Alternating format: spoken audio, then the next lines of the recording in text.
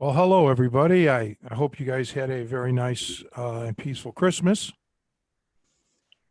I Oh, did. Merry Thank you. Christmas. Merry Christmas, man. How's your mom doing? Not good. Every day it's a new symptom, or I don't know what the word would be. Just even a symptom, just something. Yeah, it's becoming a struggle. A new caregiver, actually unannounced, showed up Wednesday, and young girl, and I'm not confident. She's supposedly going to start on Monday, tomorrow, Monday through Friday, roughly 5 hours a day. Some days it'll be 4 hours, but then she'll make it up on a couple other days. I don't know. This did not look promising to me, and we shall see. That's all I can say. I take everything now day by day. And I already talked to you guys about my brake system going out on my car yesterday. Thankfully, no injuries, no accident. So what I'm going to do later today, since I can bring the car to the mechanic tomorrow, I might as well repeat it. He's going to be closed till the 4th of January, but he's going to try to stop in on Tuesday. So I'm just going to have my friend stand out in the street, because he's really literally on the corner of my street. Just stand out in the middle of the street, so I can, flag me when there's no cars, or stop any cars that are coming, so that I can get out. And the problem here is that my street, leaving my street, I have to go up a hill. Coming down my street, obviously, it's down a hill. So I'm going to have to generate some speed to get up that hill. And, I'm going to be taking this corner at a quick speed, and then immediately I'm going to have to turn into his driveway, basically. So I'm going to have to use the emergency brake. I'll keep the car in low gear. It's always something. Yeah, I've had my brakes go out a couple times on some older cars I've had, man. It is always scary, and you have to it's actually kind of an interesting, almost frame of mind, like self-defense, where you have to collect yourself and think through, okay, I'm in the middle of this and I got to start reacting to it in in an intelligent way, so no one gets hurt. Yeah, well, I never had my brakes go out. I mean, not to my recollection, but being a hot rodder, I know all about downshifting and all of that. So it was coming home yesterday, going down my driveway, or going down my street when I was gaining speed. It was just common or instinct for me to go to second and into first gear. It's an automatic, but anyway, yeah, I got contacted by Brian Deneve, and I got some bad news maybe for you, Joe, because he said he hasn't cut his hair since February. Oh, no. Yeah, right. And I told him, I said, well, Joe Cardinal's going to be really pissed, because Brian Deneve's going to be on our show, and I don't want you to take his looks as a threat to you, Joe. You're still going to be, number one to all of the civilized world. You know that. So don't get upset. Well, there's also the issue of quantity versus quality. And so I think there's, you can't just judge hair by length alone. There's a lot of little finer points to it, that you need to be evaluated on. There's a lot of subtleties, I think, to the art of good hair. Just like fighting, you can't just be a strong guy and be a great fighter. There's a lot of attributes to both good fighting and good hair. So I think there's a lot to evaluate there before we rush to any judgments on Brian's hair quality, even though he got a head start. And I'll give him credit for hanging in there. Going from February, that I definitely flinched, I think, Gosh, I think my last haircut was maybe August. When everything was kind of opening up there briefly, I kind of, freaked out and went and got my hair cut. So, but that's on me. I admit it. I'm here to be open and honest. And now I'm recommitted to the cause. It's very important to, if you stumble and fall, whether it's in your training or in your hair care, to get back into the game and just, learn from your mistakes. Some dedication right there. I'm so the amount of pride I have in this gentleman right now is just unbelievable. So, I'm sure you're going to do fine, Joe. Totally fine. Thank you. It's the confidence that you get from your coach, that drives you forward. Well, guys, keep on talking for a minute here because I'm having a little issue on my end with some software. So let me try you guys take it up here while I can see if I can fix this. Well, one of the things, it's actually a good segue. Unironically, talking about my hair is that it's the first time, I think, in my adult life, at least, I was a kid in the 70s, so my hair was probably pretty long at some point, but how much it actually gets in the way of training. Like when I'm out going for runs now, it gets in my eyes. It's stuff I never had to deal with, so like I never thought about it before. It's either I put on a ball cap or I wash it once a day was my old, my general routine. But it actually does affect training. And we were one of the topics we were thinking about getting here was women's self-defense. And there's a lot of little subtle things that might be different. I mean, self-defense is in a lot of ways, Tony, maybe you'll agree or disagree, is human is self-defense, whether you're a man or a woman. Some of the fundamentals are all the same, but there are some subtle things that they have to deal with that are different, whether it's clothes or jewelry or hair, things that might add things that guys don't even have to think about possibly in a physical altercation. Yeah, I would. Oh, go ahead, Nico. Yeah, and also women have a different body composition. Their attributes are much different than a man's. So yeah, I think it changes things. Yeah, it does, and there's a psychological thing at play as well. Where a woman may now this is just generalizing here, but a woman also has to deal with the sexual element that may be present. So that takes on a whole new level. But again, it's all about what precipitated things, as far as psychologically.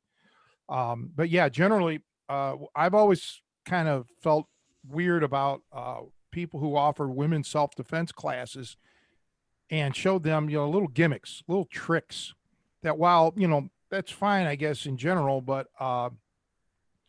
there's far more to it than that. So, it's generally not wise to rely on something like that.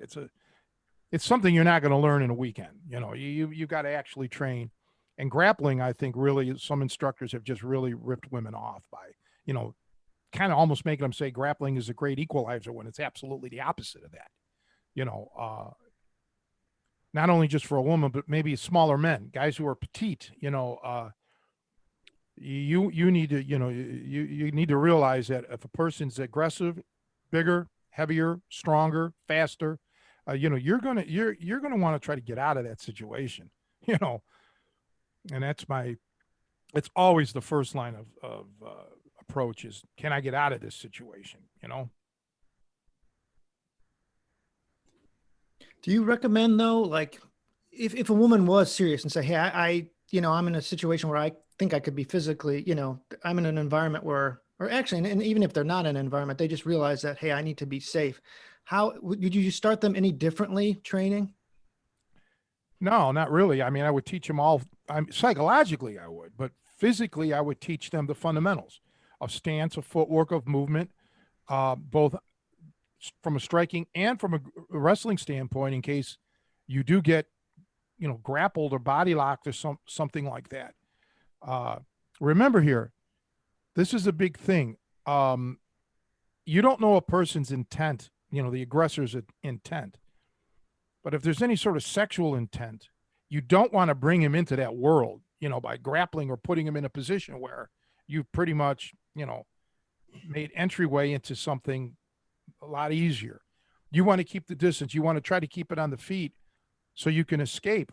I mean, this pertains to men as well. I mean, you are though at a distinct disadvantage when you have a size and strength, working against you. So my approach for a woman is to really stabilize the situation as best you can, and not just rely on a trick like kick him in the groin or gouge his eyes. That's so much easier said than done. And if the aggressor, is on any sort of uh, drugs or alcohol or whatever, I have seen it where their pain tolerance is incredible. You can actually literally kick somebody in the groin and it really doesn't phase them when they're really flying high, man. Now what? Now what is a woman going to do if that's all she was shown? Or not even just a woman, just anybody, a guy. But you're focusing on the women here. So I don't want to make this a sexist thing. This goes both ways. What happens if you do your tricks and then they don't work? So that's why you have to have a larger repertoire of things. So I honestly believe a woman, the main difference in training for me would be, as you mentioned in the beginning of this, the wardrobe maybe, okay? Because they're sometimes they dress differently than we would. And you have to factor that in. But I've always discussed this, that people should train in their street clothes, the clothes that they normally wear. We've talked about this, and I have talked about this and preached this for decades, that if you in the winter months, if you're wearing jackets, train in a jacket. In the summer, if you're whatever it is that if you wear cowboy boots when you go out, train in your cowboy boots so you know how you're going to react. So that's the key here. That's really important. And then train in your environment. If you're a woman or a man that's mainly outdoors, you got to learn how to train and fight outdoors. No, so it's all about awareness and I don't know the exact term I'm looking for right now, but train as you live. You hear that, Joe? You got to train in your cowboy boots. Well, I was just thinking about the problem when I have heels on, the footwork is a lot more difficult. That is a thing for women, I think about. I mean, if you're, It is. That I can't imagine, being like a lot of their clothes are very restrictive. There's a lot of limited movement that they can do. So they're kind of already have, besides often the size and strength disadvantage, a lot of times their clothes and wardrobes. I do work out. I try and train with my daughter when she's here. She kind of indulges me, because I worry about her safety, of course, and I want her to have some comfort or confidence, if God forbid something happen.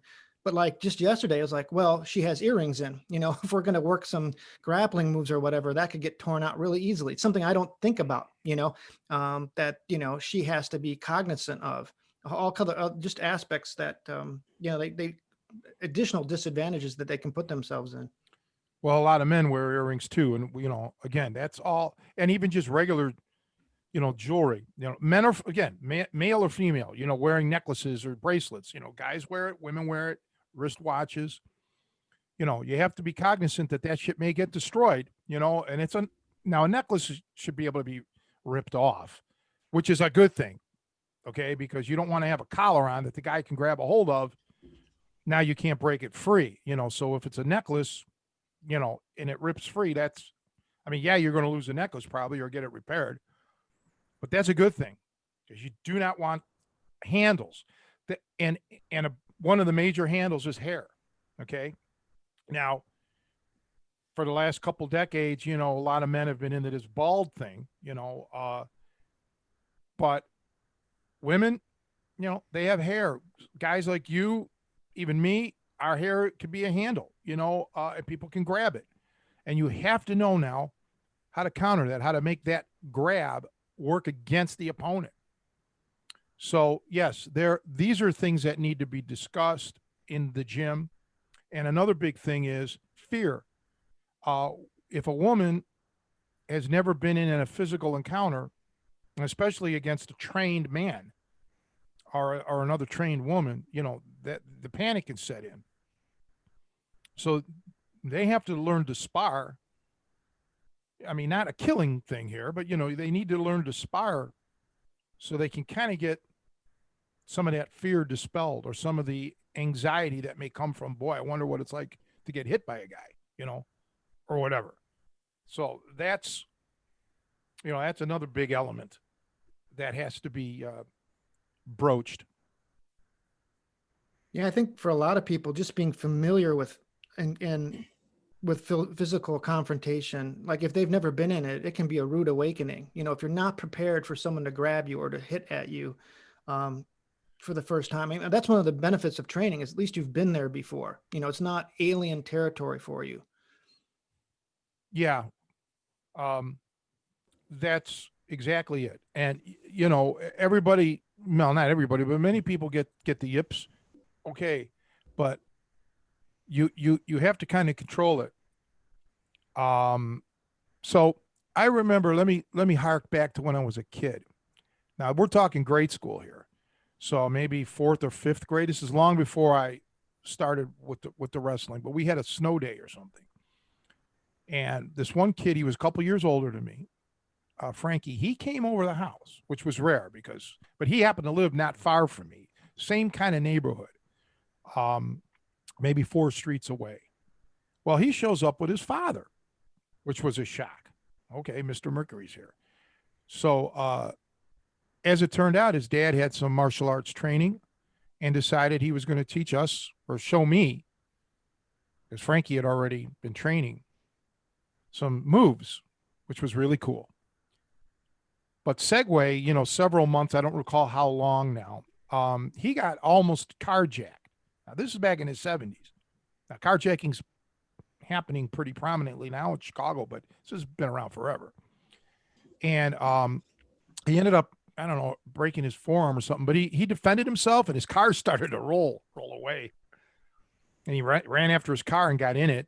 And he said he got a few more blocks in his car, and then that's when his legs and his hands started shaking like this. So his training, and he was always like mysterious about it. I think it was a Kempo thing. I don't, style. I'm not sure. I never did find out. But his training delayed his adrenaline dump, delayed all of that nervousness, which is good. Because if he would have started trembling and all of that during the assault, may have had a different outcome. So that's a big thing in training. Is if you feel the yips coming, okay, okay, I'm going to have to deal with this, but let me postpone the yips for a while. If you don't know, if you've never experienced it, you don't know what this emotion is that's coming over you. And it could be a shock. And it's, there's so much that goes on beyond just technique. It's so much psychological that, I wonder even if psychologists or counselors even know about this, because I'm sure it's not, in all the studies that I did, this was never addressed, dealing with this kind of deal. But again, I'm not a doctor, so maybe they did study this somewhere, but yeah, it's you have to process a lot of stuff quickly. It was probably more similar to sports psychology than just a regular, counseling. Yeah, it could be. It's just one of those things that myself and the people in my neighborhood, that weren't fighters, the old timers, whatever. It's just we just learned by osmosis. We were subjected to this, kind of like it was same like a military thing.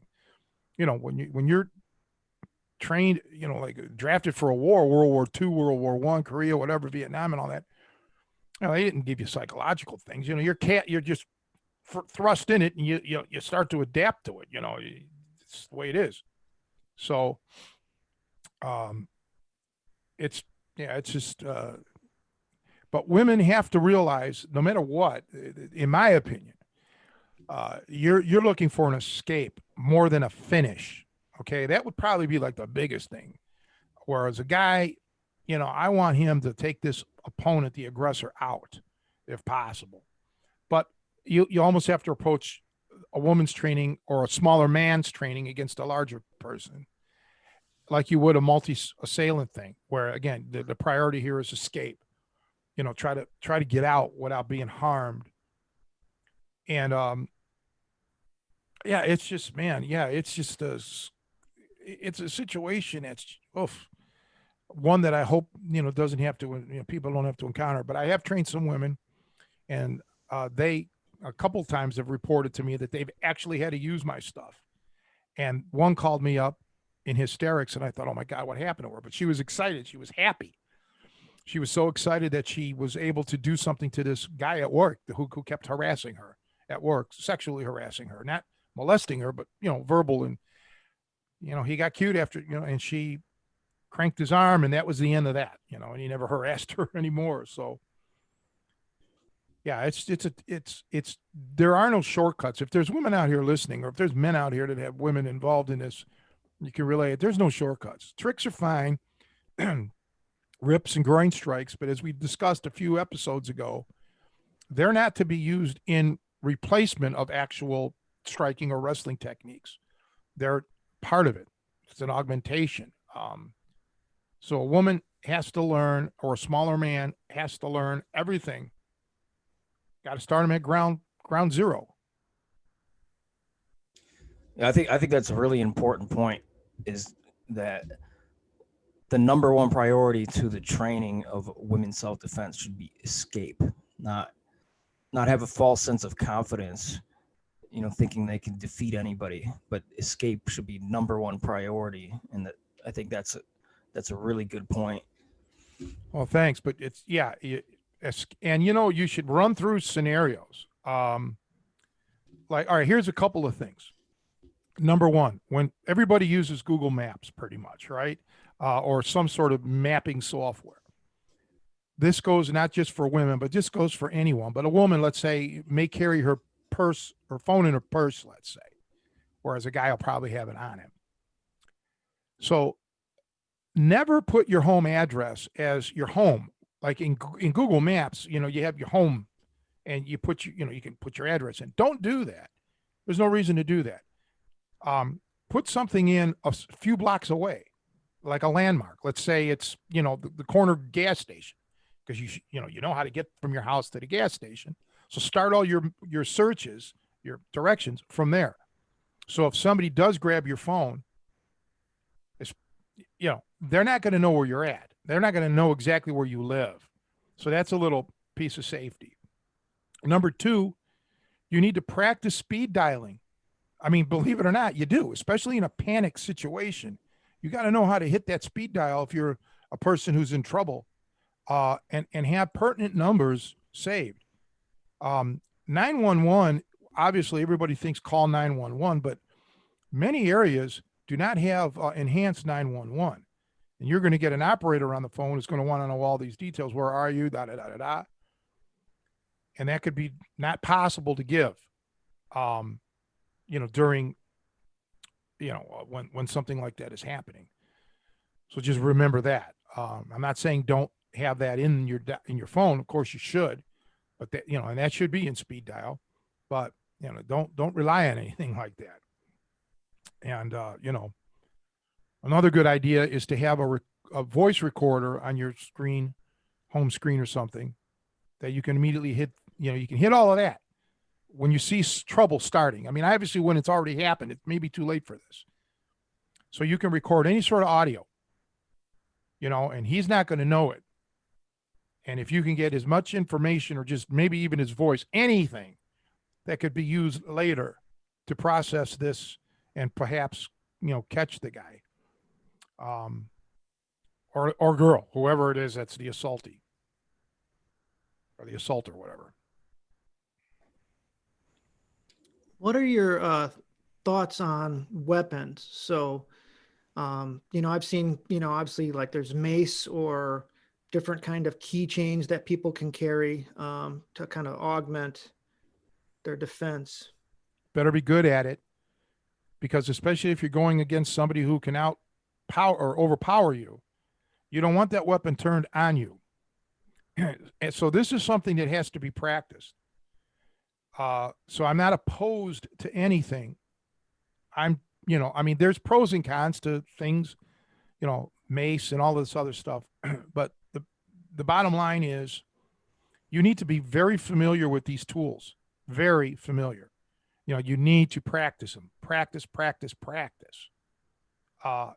quick drawing, being able to get to the mace, being able to make sure you don't, in a panic, aim it improperly. Okay. Know instinctively how to use it. And don't be flashy. Like if you have those keys wrapped around your hand, or sticking out or something, just, like as part of every day, this is how you walk to your car.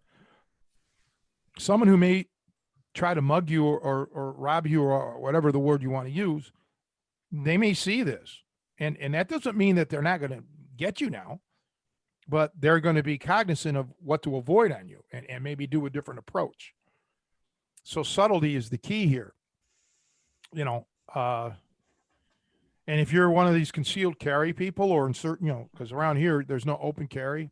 If you're one of these concealed carry permit people, again, you better be able to get to your weapon and you better be able to fire appropriately and not miss or not hit somebody else or something else. It just all comes down to practice, practice, practice. It's just, I can't emphasize that enough. Yeah, maybe one of these days I'm gonna get my mom on the podcast because she's got some stories of basically women's self-defense scenarios. I know one of the stories she was telling me was where she grew up in Cicero. The house was on Austin Avenue, and there was a viaduct around 27th in Austin. And her and my aunt, they were probably like 13, were walking down, about to get into the viaduct. It's a real sketchy looking viaduct. It's like real dim, a lot of graffiti all over the place. And they seen a guy approaching the opposite end, walking into the viaduct. And they both just got this really bad gut feeling. And there's like pillars everywhere down this viaduct, and it's probably 100 feet long. And they're walking and they see the guy walking the opposite way. All of a sudden, the guy's gone. They didn't see him, and they're continuing walking, and they just both felt like something bad was going to happen.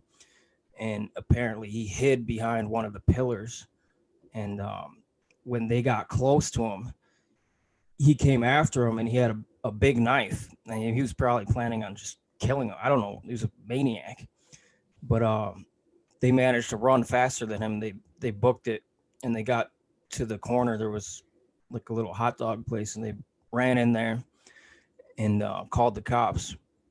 He just barely missed him. It was a close call, but I mean, they were really quick.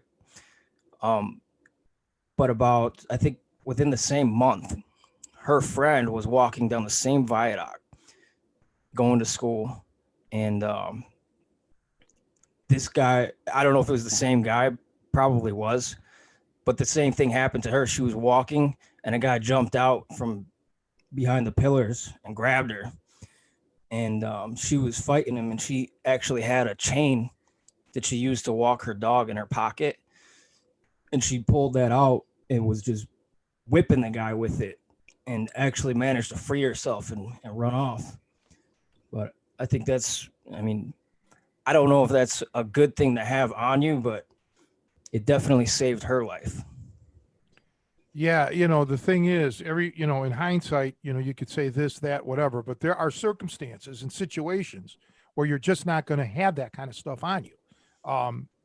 Where depending on where you're going, it could be a dress up situation, or you could be even heading to court where you can't bring that stuff in, and, you leave it in your car. Think about this. There's so many scenarios, you can't really cover them all like that, but thankfully your mom and her sister got out and escaped, and the other girl did well as well. But sadly, too many times we hear that, they don't escape. And, running to the hot dog stand. Yeah. See, that's another thing. You have to have, we talked about awareness before, about knowing your routes, where you're driving, where you're walking, where you're going, and knowing everything along the way. And you have to try to find safe havens. Okay. Start becoming friends, or not friends, but friendly to people along your route. If you walk a lot and you see people outside, start talking to them. get a rapport going, so that you know that if something does happen, you can make it to their house, because their house may be quicker or closer than your house or wherever it is that your destination is. Uh, and while we cannot count on anyone coming to our aid, it it can't hurt to have these allies, or at least suspected allies on in your scenarios. So escaping, that's always should be priority. It really should. Just try to get out, and your mom did the right thing by running away. Thankfully, the guy couldn't catch her. That story too, I think it's a little bit of a cliche, but I think it's cliche because it's true. But like, man, trust your gut. If you have some intuition that something's not right, you got a vibe, because your brain is processing things sometimes that you may not even realize. It might have seen something, or, just whatever. Your brain's putting things together and telling you something. And, once you get that feeling like, I'm in a dangerous situation here, I think start to make a cognizant plan, like deliberate plan, like in the case of that chain she had in her pocket. I mean, she might've been surprised in that second altercation, but generally like, hey, what can I improvise if I need to hit somebody with something or stab somebody? What is within my reach? Or how do I get the hell out of here? Maybe do I need to go straight ahead and alter my path, But I think give that feeling, give it credit and priority. Don't dismiss it, I guess, often. And I agree with that. Yeah, that's you know normally, as long as you don't do anything that can't be undone. If your gut is telling you get out of there, that's great. You know, and people a lot of times people will say, well, watch out for, like, Nico mentioned, sketchy areas, and that's that's very true. But it can also, abductions, or things like this, scenarios can literally happen anywhere. Even in the safest or nicest places.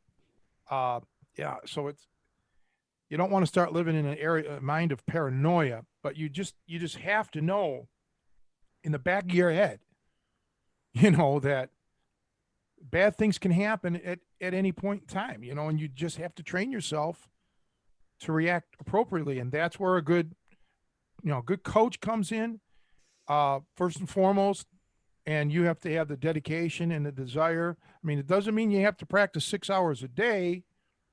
Absolutely not. But you do have to practice, put in X amount of time to get this all in your head, and then refresh yourself all the time. Once a month, once a week. Just run through scenarios in your mind, or, like I say, physically practice with these weapons that you're going to be carrying, these improvised weapons.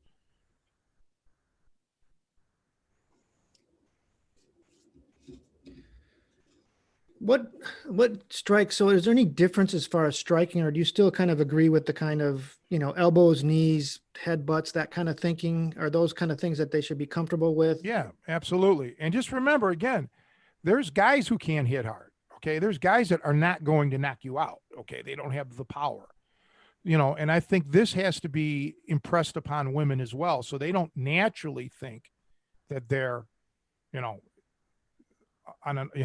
alone in the world like this. Oh, every guy can hit harder than me. That's not the case always, I mean, so that this has to be impressed upon them. So I think it's kind of, I mean, I don't know how a man would think about it, but I do think it's good to have a co-ed class, and not guys built like us, but, have guys in there that are smaller, or, frail, or maybe even, really heavy set where they gas out and stuff. So, it's like a hive mindset. Everybody in there can see all these different body types, all these different scenarios, and how everyone has one common denominator here. And that is, we have some sort of weakness or weaknesses, and they get exposed, and let's see how we all overcome that handicap. On the grappling aspect of it, do you obviously, like, we talk about escape in general, but specifically like takedown defense, do you think is a good area to focus on? And kind of things like hip heists and things to get out from underneath someone. Hip heists, absolutely. Hip heists are the single most important thing on the ground, no matter what scenario, sport, anything. Yeah. And, again, if there's a vast weight difference, just watch NFL football. Okay. That's all you have to do is watch football. You see these big linemen. They're big because they're hard to move. They may not necessarily even be the strongest men in the world by any means, but when you're 300 plus and you're going up against 220 pounder, it's physics. Okay. So we see most people that follow martial arts or even sport, boxing, UFC, MMA, or whatever, boxing, wrestling. What you have weight class, it's the same size people roughly. Okay.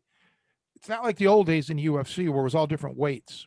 So you start to think, well, I'll learn how to sprawl, that I can stop my opponent. Well, bear in mind, these are people who are the same size as you, roughly.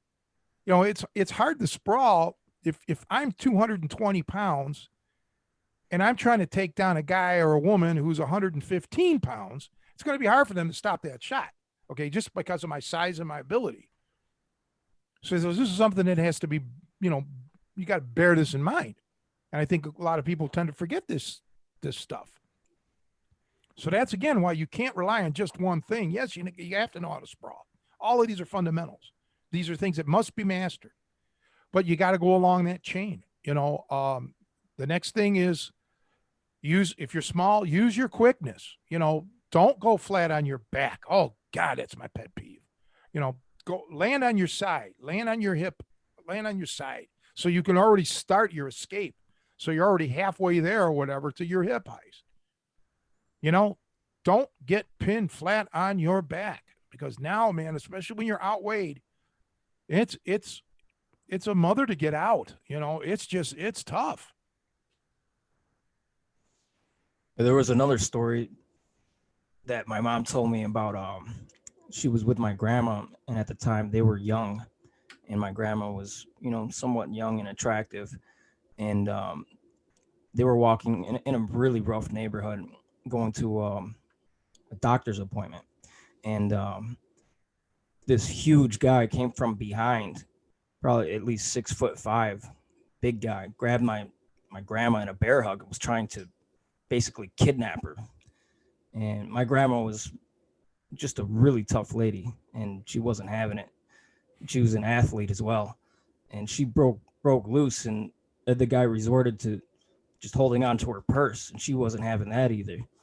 And they were basically fighting like tug of war until the thing snapped, and he actually got it and took off running. But I think a bear hug defense would be something a woman should know, just based upon that story. Yeah, there's a lot that people need to know. That's the key. It's not a week. Harking back, it's not something you're going to learn in a day or a weekend. There's so much that you have to rely on to know and practice these scenarios. And you can never practice all scenarios because there's going to be variations. But once you have the principles down, you're going to be fine with a lot of stuff. You're going to be able to. I got to lower this a little bit. You're going to be able to deal with all of anything that's thrown at you. It's not going to be that you're going to be in what's the word, familiar territory. So, like, once again, I've mentioned this, it's like a conversation. It's like learning a new language. I don't know what you guys are going to say. I have no idea what's going to come out of your mouth, but my vocabulary and your vocabulary is good enough that we can respond. And that's how your fighting has to be. You have to have a big enough vocabulary, so to speak, to be able to deal with these scenarios as they come. I think that's missing in the vast majority of training. You have to learn how to improvise. You just as we speak. Speaking is improvisation. Okay, some people are better at it than others. But fighting, definitely you have to improvise because things are going to happen that you've never probably planned for. And you have to use your critical thinking skills, and they have to be quick. You're not going to have 10 minutes to figure this out. So I would say you have to have a complete different approach to training. And once again, it's a shame with the way the things have happened, that in the world with the COVID, and even before that, what else with me losing the gym and all of that jazz, because it would have been perfect for me to, do a program like this, a continuing program, not just like a weekend thing, but, a complete program of, totally different concept and approach on training. That's what needs to be done.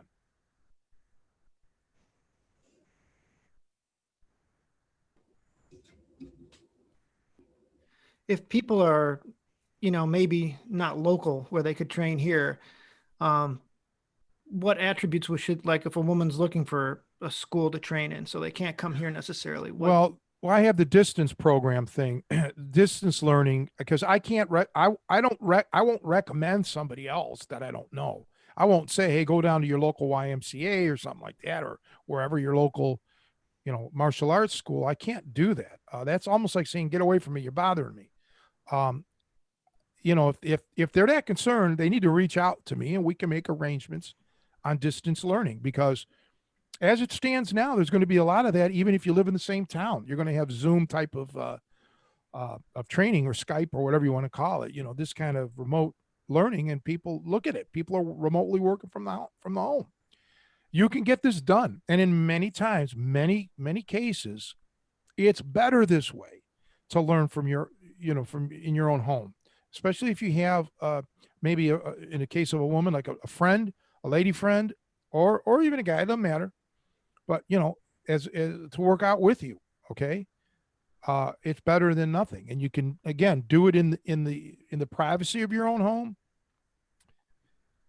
Just clear out a little bit of space. You don't need as much space as you think, because again, in a real life scenario, you're not going to have a hell of a lot of space unless you're doing this out in the field or somewhere like that. You're going to be confined. But in the beginning, clear out some space so you're not damaging stuff until you can, work the fundamentals. And it's a small price to pay for your health and benefit, health and welfare, I believe.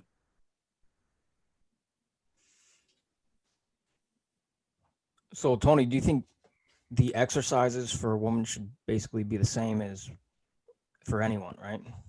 Yes. We're all humans, we all have.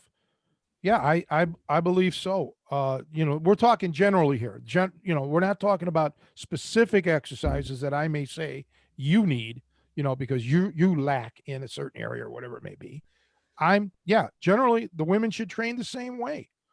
Um, Again, generally. Now we can get specific, but then with that, it would be each person I would have to interview or critique and assess separately, because that's like what I do with the Tri-C program. Everybody trains, they're at a different level, or not level, they're on a different path, because everyone has their own strengths and weaknesses.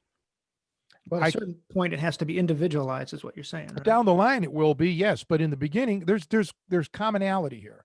There's things that everybody needs to do, and that's pretty simple. I could have 10, 15 people right now, 20 people, 30 people on a Zoom, training them, telling them exactly what exercises they should do, because that's no problem.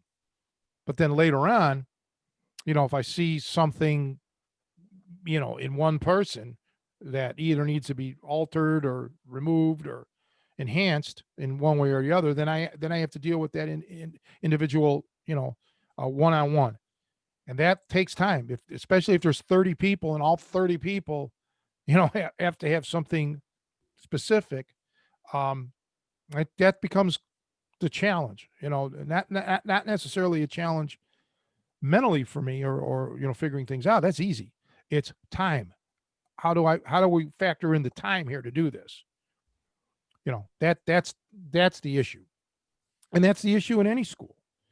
Okay. You can't, even if you have a martial arts school, you got 30 students going at one time, or 20, whatever the number is, it's you can't give each person an hour of your time at every class. That would be 20 hours. I mean, you get my point? It becomes a numbers game. So that's why I tell people that if you were really interested in training with me, you got to jump on it right now and get to the head of the queue, so to speak. So, you know, I can give you the time and you know, I can give you the time and the effort here, and then you can have a bunch of material to work on. But if there's 75 people at one time, you're going to get lost in the crowd. I think women's fitness has been changing over the years. I mean, back in the day too, women were kind of more cardio or like yoga based. But the good thing is, I think a lot of women are starting to get resistance training and strength training mixed in there too. I think some of that cross training that will help them in, you know, in being able to defend themselves, because you really need to be well rounded. But it used to be that certain types of training were considered only male in general, and I see that changed in our culture, which I think is a good thing. Yeah, there's a lot of stereotypes, you know. Yeah, but there's nothing wrong with yoga or any of that other stuff. I think that all has to be employed with this, okay? Um, and we've talked about this again too, just recently. I remember talking about yoga on here and how, you know, that would be great. I always wanted to do yoga myself. I have not. Um, but yeah, it's a commitment, okay? It is not something that you can do 1 hour a week and think that you're going to make any kind of headway. Oh, you may be opening up your pocketbook and paying your instructor, and you may go up the belt ranks, but in the scheme of life, can you imagine going to school for 1 hour only a week, not doing any homework, not doing anything, just showing up 1 hour a week, or anything, any kind of training? I mean, you know, you're not going to get far. So anyone who wants to embark on this has to realize they need to put in the time and effort. And I normally like to give a 3 year uh, synopsis here. You know, you're looking at let's look at 3 years to get competent. Now that won't mean necessarily world class. It might mean it. It depends on you and your previous experiences. But if you give 3 years to something, you know, and you really dedicate it, and you can find the time, you know, it's not 10 hours a day that you need to do it. But if you put yourself on this program, this regimen, with the right coaching and the right inspiration, you can make tremendous strides. It would be unbelievable. So Tony, would you take the same approach to self-defense for a woman? Like, so because your approach is you should learn how to wrestle, you know, before you learn all these gimmicks and stuff. Do you think a woman should have the same approach? Yes. Also some boxing too, right? I mean, at least some Yes. defense. Yeah. Yes. All of it, not just wrestling only. All of it. I believe that everyone needs these fundamentals. Everyone. If you're a competitor, want to be a competitor or something, it don't matter. I do not make a distinction between male, female, young, old. I am a firm, and I'll go to my grave knowing that you have to master the fundamentals. You have to. And I see guys that don't have the fundamentals, and it's a time bomb ready to go off, because if somebody can capitalize on that, you know, you're doomed. You know, they're going to expose you.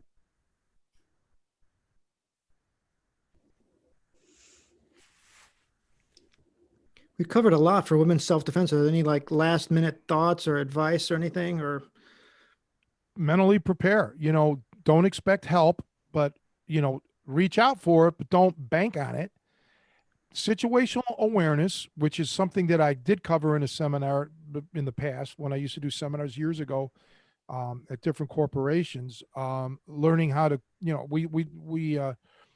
when I talked about a month or two ago about walking into your own room of your house, spending just a short period of time, leaving the room and trying to memorize or verbalize or writing out everything that you saw in that room, you know, learning to, you know, just learning to be observant. Okay. That is so important. And you brought up the point of your instinct, work with your instinct. If something's telling you this is a bad scenario, now in the end, it may or may not be. You don't know, but better safe than sorry. And, just total preparation. The worst thing that you can do is be caught unprepared. Uh, and, that's worse than being caught off guard. Off guard just means you had a momentary lapse. But being unprepared means you have no hope here. Okay, it's too late. You have to go back to the drawing board. So don't get yourself worked up if you were caught off guard, so to speak. It's being unprepared that will be a source of doom. A couple other things just popped in my mind while we were talking is that a lot of times women's attackers are people they know or are familiar with too, that they need to, there's certain social circumstances where they need to be, unfortunately, a lot of times more than men, they have to be on their guard. So, it might be at a party or a bar where a guy will try to get you isolated, you may know him as an acquaintance, but he may have sexual predator tendencies where he has a modus operandi of getting people separated, and things like watching your drinks too. I mean, people slip things into your drinks. I've even had guys who've been at parties who've, they've been jumped after other people have slipped things into their drinks and things like that. So those are just other little tips and things to, strategically be aware of. That could be happening when even people let their guard down. I think when they're in familiar territory, whether it's like the neighborhood bar or like a party with friends, but it's unfortunately you could be at risk there as well. Yeah, I know someone that happened to. Yeah, you can't. Yeah, you have to get to know someone. You have to have a sense of security, but even that's not enough. Look at how many people are in battered relationships. Okay, you got to know someone enough to date them or marry them even or whatever, and things happen. Uh, Again, you have to watch the red flags. There's not always red flags either. Okay, sometimes there isn't, but you have to just be aware. And I hate to say this because this sounds defeatist, but sometimes we all get into a position where the outcome here is not going to be good. So you have to have a plan for post recovery, and you have to be firmly committed in your mind that if something bad does happen, will you take the steps afterwards to go after the guy, legally or whatever the case may be. Some people don't want to do that. Um, and you have to be prepared for all of that. Uh, and that's where you can maybe talk to a lawyer before all this happens, or talk to a police officer, talk to go up to a take it's worth taking the day off of work if you have to, and see if you can schedule an appointment to talk to the local DA, and say, hey, in the worst case something like this would happen to me, or I'd get assaulted, or this or that. you know what are my legal recourses? What are my options here? And if you live in a major city, or not even a major city, but a city that's happening, they probably already have something prepared. They can give you paperwork, a handout for you, so you can read, and the knowledge is going to work in your benefit. Because the worst thing you need to do is to be alone, so to speak, and not know what to do. Oh my God, something happened. What am I going to do? Again, this all comes down to being prepared. You have to be prepared for everything, before the incident happens, while it happens, and then after it's happened. You just, that's just the biggest thing that I could tell that, everybody, just be prepared. One of the first things that I do when I move is I always find an auto mechanic. Believe it or not, I do. Okay, because the worst thing is, when your car breaks down because you're so dependent on a vehicle, and now what? So you want to find a good mechanic, or a technician, as they're actually called nowadays. One that you can depend on, and one that you can get a relationship going with. One that maybe will help you out financially. Like, hey, can I make payments? Things like that. Everything in life is about getting prepared. At least that's how I look at things. And take it from me now. where I was unprepared was, with the situation with my mother. I was totally unprepared for an Alzheimer thing, totally unprepared for it. Okay. And, it's staggering. You're in the middle of it. And, so don't blow this off. Don't wait until trouble starts. You have all the time right now, everybody, to start studying. Excuse me, and I don't mean like even techniques, but just study some of the stuff I told you about, like looking into how, talking to the DA or the police or this or that, and start doing some research on, learning how to get your body where it needs to be, and learning how to get your mind where it needs to be. That you can do right now.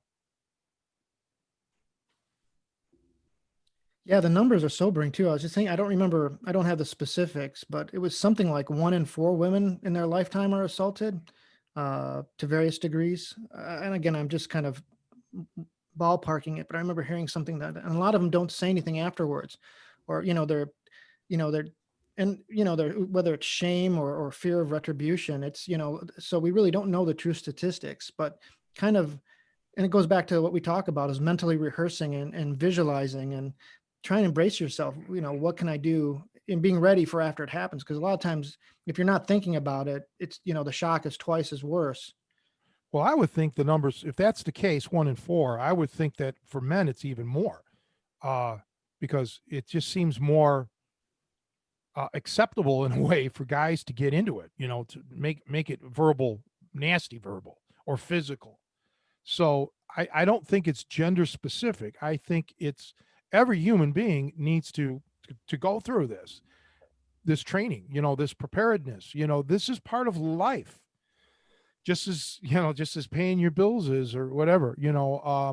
So my whole point is I don't want anyone, be it a woman or be it a small guy or a morbidly obese guy, to think they're the only person like this that's suffering. We're all in this together. That this is a joint thing, and we all have gone through this. And who knows what I would look like and feel like if I never learned how to fight, if I never had that inspiration to stay strong and physically fit. But I could still be a scrawny little kid, or I could have blown up and weigh 300 pounds myself. I don't know. But somewhere along the way, it got, it hit home that I need to be, physically fit, strong, tough. And it wasn't just temporarily. It wasn't just to get through the bully in 8th grade or the bully in high school. It was so no one bullies me for the rest of my life. And that's what everyone else has to, get some sort of motivator in their life, something that's going to kick it into high gear and say, hey, okay, I have to do this. Okay, it's not a temporary thing. I don't want to lose 20 pounds per se, right? I want to be thin forever, or I want to be at a certain weight forever. I want to learn how to fight so it lasts forever. This is forever stuff, guys. This is about forever. It's not a temporary thing. Yeah, going back to something you said before, Joe. When I had to take the USA wrestling card, I had to take the test, and a segment of that test was geared towards sexual predators, basically, and how to, what are the signs to look out for and stuff. And they did say, and I don't remember the statistic, but it was a majority of those incidents happen to someone through someone that they know or is close to them. And there was a segment about how the sexual predator will seek to gain the trust of the victim and also the victim's family, and they called it grooming the victim. And basically they kind of infiltrate, it's like a longer term infiltration to where the family gets to where he's almost like a part of the family, and or it could be a family member, but the parents and everyone has total trust for the person by the time the incident even happens. And there was a lot of red flags. I don't remember a lot of the tests, but there was a lot of red flags they were showing to look out for. And it's kind of disturbing that it even had to be a part of that test, because it's so prevalent, I guess, in the world of sports. But yeah, I think that's another thing that people have to watch out for people that they would think is trustworthy, even their coaches and, other people, family members. Nobody could be counted out. Nobody could be given full and total trust. And, I think young women or even men shouldn't be in that situation where they're alone with another adult, you know. I got to Well, say, this is possibly the darkest Christmas episode of any podcast I can think of. well, yeah, I mean, but look, on the bright side, it's this. Even when you're a sportsman of any sport, especially when you're starting out, you don't train or practice specifically for one person. Okay, you're there to learn the techniques of that given event that you're participating in, so it'll aid you in competing against others. And that's how it is with this. Yes, everything Nico said is true.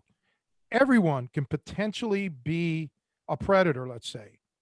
So you can't prepare for each individual human being. You have to prepare for yourself. So no matter who this person is, you're already prepared. Okay. Just like shooting pool. I've got pool with thousands of people in my lifetime. I don't even remember their names. I don't know. Sometimes I never knew their names. Okay. I didn't train specifically to beat that person because I don't know that person. So that's what you have to focus on. You cannot start worrying about this guy, that person, blah, blah, blah. Worry about yourself, get in shape, learn the techniques, and again, be prepared for anyone. And you better believe Joe or Nico is correct in that there are people out there that they look for victims, quote unquote. They look and you don't have to be a wimp. I mean, look at all the shit that's going down with Ohio State and their wrestling program and all the wrestlers that were molested. This is, this can happen anywhere. Okay. So you just have to be of the mindset that I am going to do what I need to do to be as, you know, as sound as I possibly can. And it starts by making that decision to do it. Before you even talk about who can train me, who can give me all this info, you have to want it. Otherwise, it's just going to be a passing fancy and you're going to get sick and tired of it. Yeah, you triggered some memories for me there, Nico, with that gymnastics doctor, the USA Gymnastics guy. I mean, Nasser, hundreds of, yeah. I mean, and it's exactly what you described. I mean, the way, because I heard testimonies from these girls. I saw some on the news, and the way the family would embrace this guy, and he would, ingratiate himself to it. And that's another thing that, like, it's true. I mean, it's kind of gender neutral, but a lot of times women, being at the home front and being the moms, they've not only got to worry about defending themselves, but they got to keep an eye out for their kids too. That's a whole other level, like we've got, I mean, both parents obviously have to be involved in keeping an eye out for that kind of stuff, because I mean, whether it's, like you had to do it for USA Wrestling, but I mean, look at the Boy Scouts or the Catholic Church. I mean, we're kind of changing subjects here from purely, but just, I mean, anywhere where people can be involved with kids or even older kids, there's going to be a percentage of those people who are going to exploit that situation, and it's like kind of Tony's saying, it's an unfortunate part of life, but it's reality, and you can't, you have to kind of be honest about it and be, I don't think it's too cynical to be aware of it and always be paying attention. Even like I said, whether it's like your church or your scouts or whatever you're doing. school. Yeah. I mean, and it's a scary thing. I mean, I think most of us, I know we're all parents here. It's a terrifying thing, a prospect that your kids are going to be in that, but you have to stay on your game and stay aware of that constantly. I mean, you might not have the motivation. Unfortunately, a lot of people don't have the motivation for themselves, but definitely for other family members, that might be another motivation to be involved and get training. I mean, so obviously there's physical skills, but there's also just kind of awareness and paying attention to people and reading them, and not letting your kids get into situations where they're at risk. It's tough. There's a lot where you're exposed and need to be paying attention. Yeah. Well, it again, it's like illness. There's how many illnesses are there? I mean, countless. And you can't focus on one specific illness that you're concerned about, right? Because anything can happen to you. So you have to try to just accept that, yes, there's illness. Yes, eventually we're going to die here. But you, throughout all of this chaos and everything we're talking about today sounds so, like you said, gloom and doom, but you have to eke out an enjoyable life. Okay. You can't let it all overwhelm you. It has to all be out on the periphery there, knowing that it's there, knowing that it's potential, but you still have to manage to have a great quality of life. And I think every step that you take to inoculate yourself from these crises is going to add to your quality of life, because you're doing the right things. You're not hoping, you're not relying on pot luck. Boy, I hope this doesn't happen to me. No, you're taking steps to be prepared so that you can minimize any of the results that if it does happen to you. Okay, it's not going to be devastating. Like I mentioned earlier, I never had a preparation for Alzheimer's, but I had enough preparation in general to not fall to pieces here. I'm keeping this show on the, I'm keeping it going here in this house. Okay. I'm doing what I have to do. And yes, I'm getting help now here or there, whatever. I'm reaching out. I'm doing what has to be done. And so I don't want anybody listening or watching this to think what we're saying is like, oh man, it's so overwhelming. No. If what we're saying is going to be the catalyst to motivate you to start augmenting or beginning your training, then that's great. And that's all we need to do is just get you started on the path.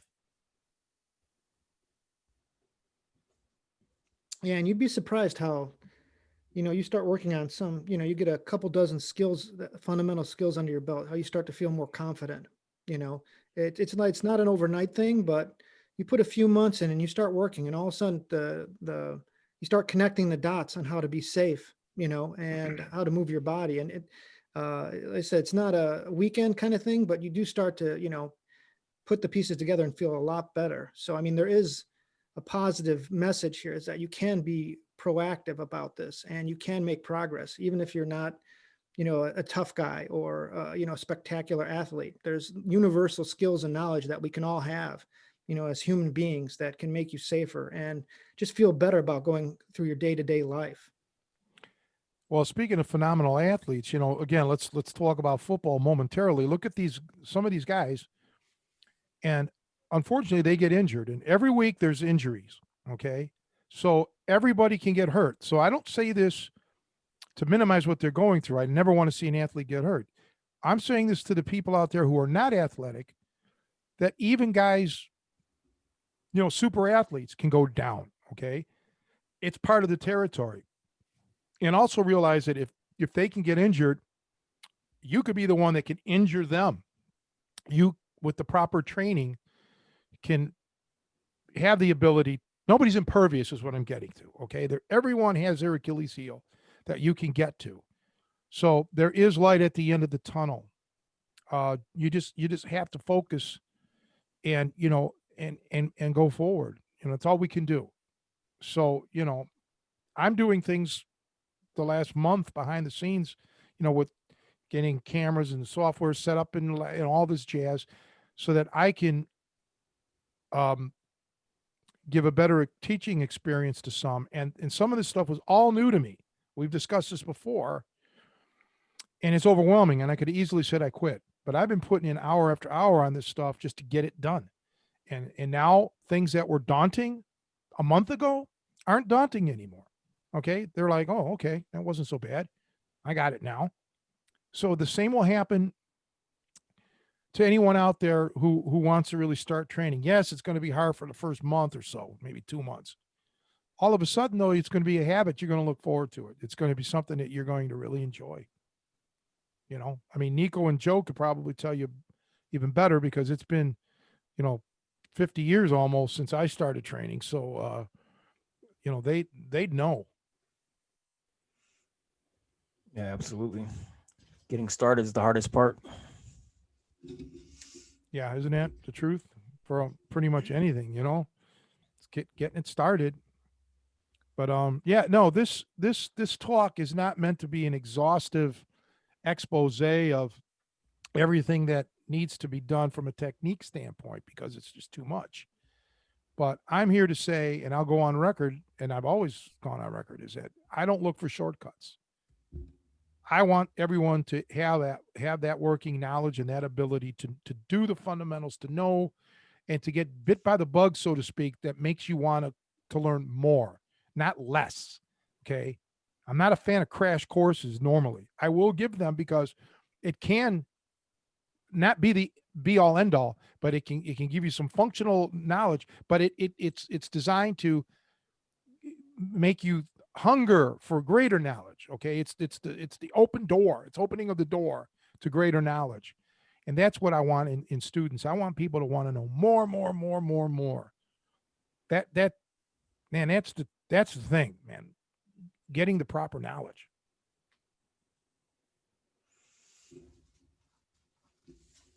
Well, before we close things off, why don't we do switch gears here and try and end on a positive note? Like it was the holidays. So like Nico, what do you have any like favorite Christmas memories? Oh yeah, I just remember going to my grandma's house, and the whole family would meet there, and just have good times together. Have a lot of good Italian food, as well as like some traditional food like turkey and stuffing and stuff. But the main thing was, getting the family together and just spending that time together. Those are some of the most important memories to me. How about you, Tony?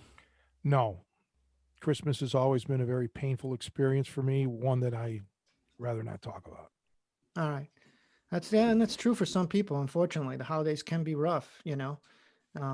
For me, I was very fortunate. My family definitely prioritized the holidays. My dad, maybe not as bad as your situation, Tony, but I mean, he was kind of sent away a lot as a kid. And so when he was a parent, he decided to switch all that and he really focused on being like family focused. And I was very blessed that, whatever troubles were going on in the family, they kind of, put stuff on hold and made sure that, holidays were like done well for them and it paid off. I still have those memories, so that's, like I said, obviously it's not true for everybody, but I was definitely lucky and still think about that and very thankful.